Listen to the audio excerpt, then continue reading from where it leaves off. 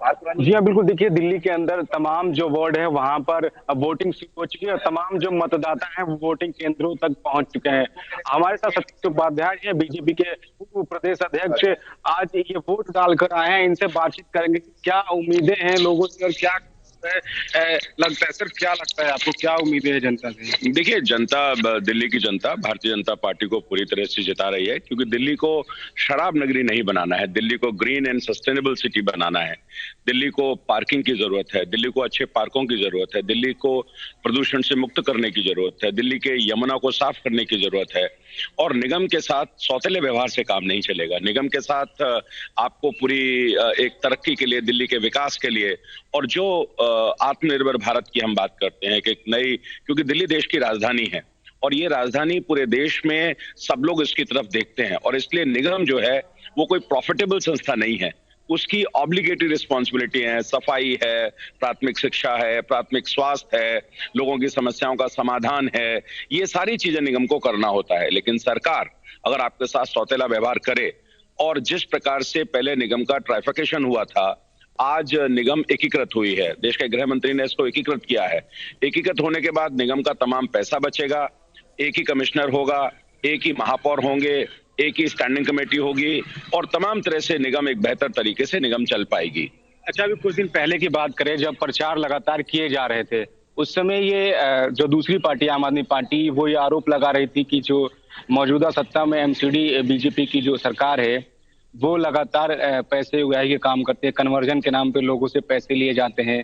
ऐसे में आम आदमी पार्टी ये दावा कर रही है कि वो बहुमत के साथ आने वाली है। तो मुझे लगता है आम आदमी पार्टी को दिल्ली के लोग पूरी तरह से एक्सपोज हो चुकी है। जिस तरीके से उनके मंत्रियों ने भ्रष्टाचार किया है, वो जेल में बंद हैं, उनके विधायक जेलों में हैं, और लगातार जो भ्रष्टाचार के मामले हैं वो आम आदमी पार्टी के सामने हैं। किस तरह से उन्होंने सरकार का मिसयूज किया है, किस तरीके से सरकारी साधनों का मिसयूज किया है, किस तरीके से उनके एमएलएस को उनके पार्षद ही मार करके भगा रहे हैं भ्रष्टाचार के लिए। और सत्येंद्र जैन जो 6 महीने से जेल में बंद हैं, जिनके ऊपर भ्रष्टाचार के हवाला के आरोप हैं, ये आम आदमी पार्टी के पास ईमानदारी तो है ही नहीं। और ये भारतीय जनता पार्टी है जो मोदी जी के नेतृत्व में पूरे देश में, चाहे वो पंचायत हो, चाहे वो नगर निगम हो, और चाहे राज्य सरकारें हो, निश्चित रूप से एक आत्मनिर्भर भारत, एक नए भारत के निर्माण की ओर अग्रसर है। और आम आदमी पार्टी का पर्दाफाश हो चुका है। आने वाले समय में आम आदमी पार्टी को दिल्ली की जनता पूरी तरह से रिजेक्ट कर रही है। निगम में भारतीय जनता पार्टी पूरे बहुमत के साथ जीत करके आएगी। अच्छा, आम आदमी पार्टी तो दावा कर रही है कि तकरीबन 230 सीटें उसकी हैं, बाकी की जो बचेंगी वो बीजेपी की होंगी।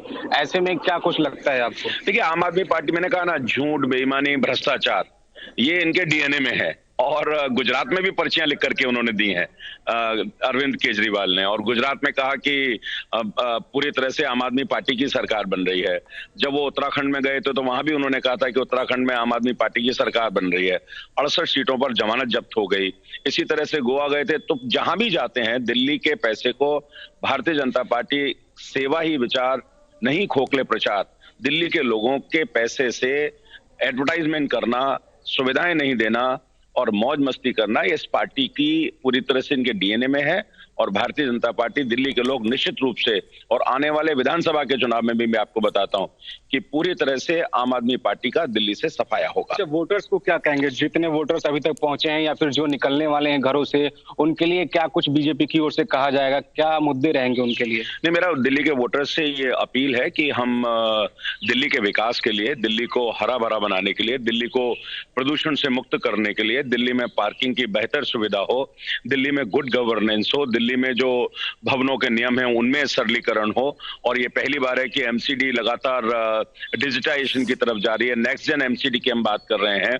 महिलाओं की सुरक्षा के लिए, महिलाओं को रोजगार देने के लिए, युवाओं को रोजगार देने के लिए हम लगातार सीनियर सिटीजन को, जो आरडब्ल्यूएस हैं, उनको सुविधाएं देने के लिए और उनके साथ मिलकर के काम करने के लिए हम निश्चित रूप से ये काम करने वाले हैं। और हमारा आपसे यही अनुरोध है और अपील भी है कि आप इस लोकतंत्र के महापर्व में मतदान अवश्य करें, और भारतीय जनता पार्टी और भारतीय जनता पार्टी की जो नीतियां हैं, जो एक विश्वास है, उसके लिए आप मतदान करें। चलिए, बहुत बहुत धन्यवाद। तो देखिए, साफ तौर पे जितनी भी पार्टियां सब ये दावा कर रही हैं कि वोटर्स घरों से बाहर निकले, वो मतदान करें, और बीजेपी का भी ये दावा है कि तकरीबन बहुमत के साथ बीजेपी इस बार आएगी। और वोटर्स के लिए साफ तौर पे कहा जा रहा है कि अगर उन्हें प्रदूषण मुक्त